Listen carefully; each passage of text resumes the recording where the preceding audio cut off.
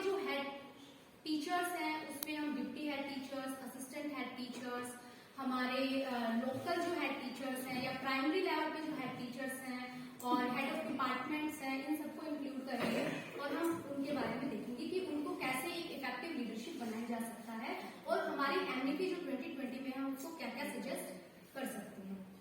Now एक golden statement है जिसको हम रिवोल्यूशनरी डेफिनेशन में बोल सकते हैं। अगर एक टीचर ने अपने इस डेफिनेशन को इंक्यूलेट कर लिया, अपने अंदर डाल लिया, तो वो ऑटोमेटिकली लीडर बन जाएगा।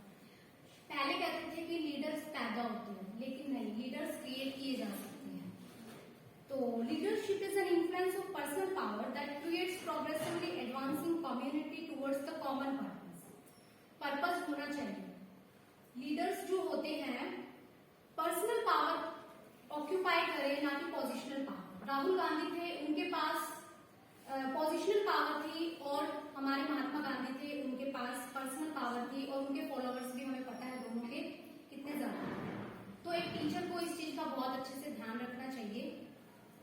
फिर एक बात, टाइमली लीडर्स चेंज किए जाने चाहिए अकॉर्डिंग टू मी, क्योंकि फ्लेक्सिबिलिटी ही फॉलो की जानी चाहिए, रिजिडिटी कहीं भी नहीं होनी चाहिए। टीचर स्टूडेंट से काम करवा सकते हैं, वो दबाव डाल के भी करवा सकते हैं और प्रभाव से भी करवा सकते हैं। इन्फ्लुएंसिंग होना चाहिए, दबाव से कोई काम नहीं करवाना चाहिए टीचर्स को as a leader. Progressively advancing होनी चाहिए। जो लीडरशिप हमारी क्वालिटी होती है, जो स्किल होती है, वो क्रिया नहीं होती, प्रक्रिया होती है। वो एक प्रोसेस फॉलो करती है जिसमें ever increasing, ever growing, ever expanding, ever improving होता है। इनपुट में भी लीडरशिप का रोल होता है और आउटपुट में भी लीडरशिप का रोल होता है, बस इसको पहचानने की जरूरत होती है।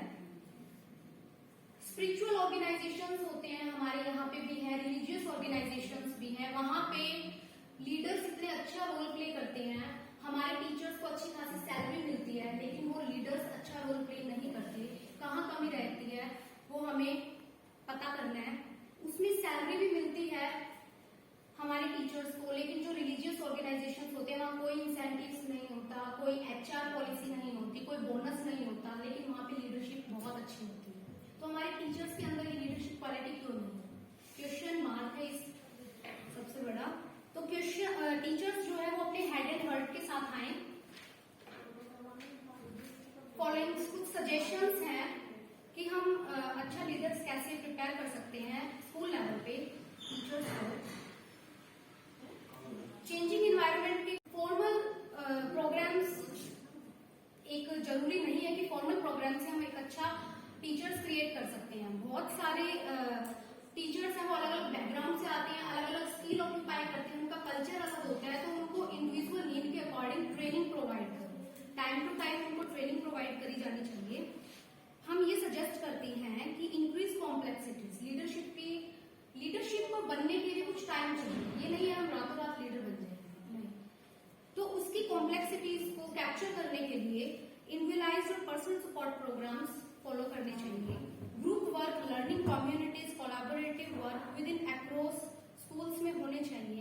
कलीग्स के साथ लर्निंग होनी चाहिए, कलीग्स के द्वारा लर्निंग होनी चाहिए, क्योंकि एक टीचर क्या करता है 7 to 8 आवर्स अपने कलीग्स के साथ स्पेंड करता है, स्टूडेंट्स के साथ स्पेंड करता है, तो उसको उनसे सीखना चाहिए एक लीडरशिप क्वालिटी डेवलप करने के लिए। बहुत सारे जो स्कूल्स होते हैं उनमें बहुत बड़े बड़े स्कूल्स होते हैं, उसमें जो डिपार्टमेंट्स होते हैं वो डिटैच होते हैं, अलग अलग डिपार्टमेंट्स होते हैं, तो उनके लिए सेमिनार्स हो गए, ट्रेनिंग्स हो गई, उनकी फैसिलिटीज का अरेंजमेंट किया जाना चाहिए। और फंड्स में इम्पोर्टेंट गवर्नमेंट को फंड्स प्रोवाइड किया जाना चाहिए। और एक इंडिविजुअल कुछ में स्किल्स है या फिर कुछ क्वालिटीज है, पर्सनैलिटी ट्रेट्स है, इनका नाम होंगे, अगर उसके अंदर ये सारी चीजें हैं तो ऑटोमेटिकली एक लीडर है, उसको किसी भी ट्रेनिंग की जरूरत नहीं है। First one is self awareness, art of thinking, punctuality, exit from comfort zone. सबसे मेन दिक्कत क्या है, हमारे टीचर्स कंफर्ट जोन से बाहर ही नहीं निकलना चाहते। आप सब टीचर हो, लेकिन कंफर्ट जोन को अगर एग्जिट कर देते हैं तो बहुत अच्छी पर्सनैलिटी डेवलप हो जाएगी। कलीग्स को स्ट्रेंथ प्रोवाइड करो, be a smart listener and possess a good communication skill. Ma'am जो मेरे से प्रीवियस वाली मैम थी, उनकी कम्युनिकेशन स्किल लाजवाब है, मैंने देखा। और next question teacher eligibility test. TET के बारे में यहाँ be extended to cover teacher across all stages, foundational, preparatory, middle and secondary of school education. How can quality of teacher eligibility test be improved? ये कह रहे हैं कि टेट की क्वालिटी को कैसे इंप्रूव किया जा सकता है। अब क्वेश्चन में ये आंसर है कि टेट की क्वालिटी बिल्कुल भी अच्छी नहीं है, तो इसको इंप्रूव कैसे करें। स्टूडेंट्स का फ्यूचर टेट के ऊपर डिपेंड करता है, लेकिन स्टूडेंट्स प्रिपरेशन भी करते हैं, 3-4 साल में उनका एग्जाम्स भी होता है, लेकिन फिर क्या होते हैं, पेपर लीक हो जाते हैं, उनकी रिक्रूटमेंट प्रोसेस पूरी नहीं हो पाती। तो गवर्नमेंट को क्या क्या कर जाते हैं, उनकी रिक्रूटमेंट प्रोसेस पूरी नहीं हो पाती, तो गवर्नमेंट को क्या क्या करना चाहिए।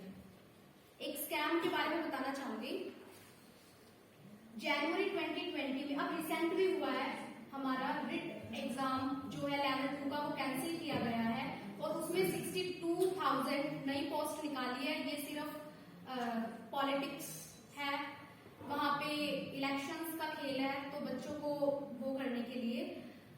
तो जैन 2020 में टेट हुआ था, महाराष्ट्र की ये स्कैम है। वहां पे आईएएस ऑफिसर सुशील फॉडवेकर इन्वॉल्व थे माल प्रैक्टिसेस में। उनके पास से बहुत ज्यादा हार्ड डिस्क और जो भी पेपर्स वगैरह थे, लैपटॉप थे, उनके पोजीशन में मिली है। वो माल प्रैक्टिसेस में बहुत ज्यादा इन्वॉल्व थे। डिप्टी सेक्रेटरी रहे थे, स्कूल एजुकेशन स्पोर्ट्स डिपार्टमेंट का सारा चार्ज वही संभालते थे। कोचिंग इतनी बड़ी तार थी उनकी, इतनी बड़ी चेन थी, प्राइवेट सेंटर्स, कोचिंग सेंटर्स और बड़े बड़े ऑफिसर्स, 100 से ज्यादा तो अभी एग्जामिन कर लिए गए हैं। वो सारे के सारे क्या हुए हैं, उनको आइडेंटिफाई कर लिया गया है कि ये सारे इन्वॉल्व थे। इन्होंने क्या किया, 7800 कैंडिडेट्स के मार्क्स को टैंपर किया।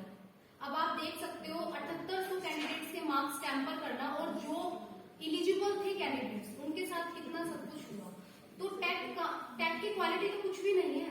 गवर्नमेंट कर क्या रही है, इतनी ज्यादा सब कुछ माल प्रैक्टिसेस हो रहे हैं, स्कैम्स हो रहे हैं। कहाँ ग्राउंड लेवल पे कुछ नहीं होता, सारा का सारा एपेक्स लेवल पे होता है। तो वहां पे कंट्रोल किया जाना चाहिए, मॉनिटरिंग करी जानी चाहिए, एग्जामिनेशन होने चाहिए। साइबर क्राइम सेल ने इन्वेस्टिगेट किया और सीनियर ऑफिसर्स जो भी थे उनको क्या किया, इन्वेस्टिगेशन किया और उनके नाम सारे आए। वेब ऑफ करप्ट प्रैक्टिसेस खुलने लगी, ओएमआर शीट के साथ भी मिडल अप किया जाने लगा। अब हमारे इलेक्ट्रॉनिक टेक्नोलॉजिकली रोबुस्ट को मजबूत कैसे किया जाए। अब ओएमआरएस शीट के साथ छेड़छाड़ हो रही है, तो बच्चे कहाँ लाई करेंगे। और टेट मैंडेटरी कर दिया है गवर्नमेंट ने कि राइट टू एजुकेशन जो हमारा था पॉलिसी 2009, उसके अकॉर्डिंग टेट मैंडेटरी है और हर एक स्टेट का अलग अलग टेट कंडक्ट कराते हैं। तो कहीं ना कहीं बहुत ज्यादा दिक्कतें हैं, जिसको व्हाट कैन बी डन, क्या किया जा सकता है। कुछ सजेशंस हैं। There is urgent need to make technologically robust. हमें टेक्नोलॉजिकली मजबूत होने की बहुत जरूरत है। हमारी टेक्नोलॉजी भी पायरेट हो जाती है, पायरेसी हो जाती है। तो इसके लिए जो भी पेटेंट्स, इतनी ज्यादा सब कुछ माल प्रैक्टिसेस हो रहे हैं, स्कैम्स हो रहे हैं। कहाँ ग्राउंड लेवल पे कुछ नहीं होता, सारा का सारा एपेक्स लेवल पे होता है। तो वहां पे कंट्रोल किया जाना चाहिए, मॉनिटरिंग करी जानी चाहिए, एग्जामिनेशन होने चाहिए। साइबर क्राइम सेल ने इन्वेस्टिगेट किया और सीनियर ऑफिसर्स जो भी थे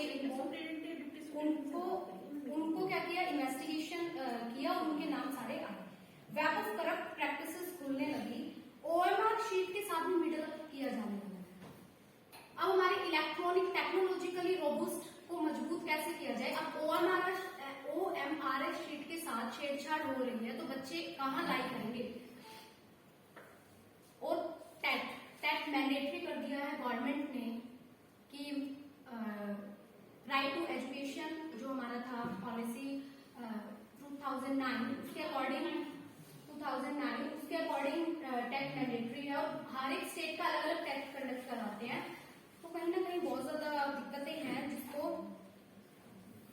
व्हाट कैन बी डन, क्या किया जा सकता है। कुछ सजेशंस हैं। There is urgent need to make technologically robust. हमें टेक्नोलॉजिकली मजबूत होने की बहुत जरूरत है। हमारी टेक्नोलॉजी भी पायरेट हो जाती है, पायरेसी हो जाती है। तो इसके लिए जो भी पेटेंट्स वगैरह है, जो भी प्रोसेस है, उसको फॉलो किया जाए गवर्नमेंट के द्वारा। कुछ सिस्टम ऐसे हैं, बेसिक चेक और बैलेंसेस नहीं है। Biometric system system, face recognition system को अच्छे से फॉलो किया जाए। वीडियो सर्विलेंस मॉनिटरिंग बहुत ज्यादा जरूरी है, और जो भी एजेंसी इसको हैंडल करती है उस पर मॉनिटरिंग की जानी चाहिए, क्योंकि आईटी इंडस्ट्री थी वो उस स्कैम के साथ पूरी तरह से इन्वॉल्व थी। इनके मॉनिटरिंग की जानी चाहिए। जो पेपर, अगर मान लो पेपर लीक हो गया, गवर्नमेंट को अपने 2 प्लान रखने चाहिए, मेन प्लान और सपोर्टिव प्लान। ये नहीं है पेपर लीक हुआ आप लोगों ने उसको रद्द कर दिया, नहीं, मिनिमम टाइम में उसको दोबारा से कंडक्ट करवाया जाए, प्लान बी को फॉलो अप किया जाए।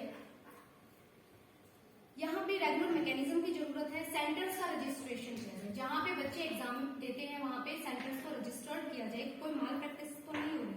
कोशिश ये की जाए कि जो देश की बड़ी बड़ी कंपनी है, फॉर एग्जांपल इन्फोसिस, इनके साथ कॉन्ट्रैक्ट किया जाए, क्योंकि ये माल प्रैक्टिस में बहुत कम इन्वॉल्व होती है। और अगर ये माल प्रैक्टिस में इन्वॉल्व होगी तो इनकी गुडविल पे बहुत ज्यादा असर पड़ेगा, क्योंकि इनकी गुडविल जो मार्केट इन्होंने कैप्चर कर रखी है, बहुत साल लग जाते हैं गुडविल बनाने के लिए, बिगाड़ने के लिए तो 1 सेकंड लगता है। तो इनके साथ कॉन्ट्रैक्ट किया जाना चाहिए। स्मॉल कंपनीज को इग्नोर नहीं कह सकते, लेकिन अगर आप उनके साथ कॉन्ट्रैक्ट कर रहे हो तो बहुत ज्यादा इन्वेस्टिगेट एग्जामिनेशन की जानी चाहिए, टैक्स की क्वालिटी को इम्प्रूव करना।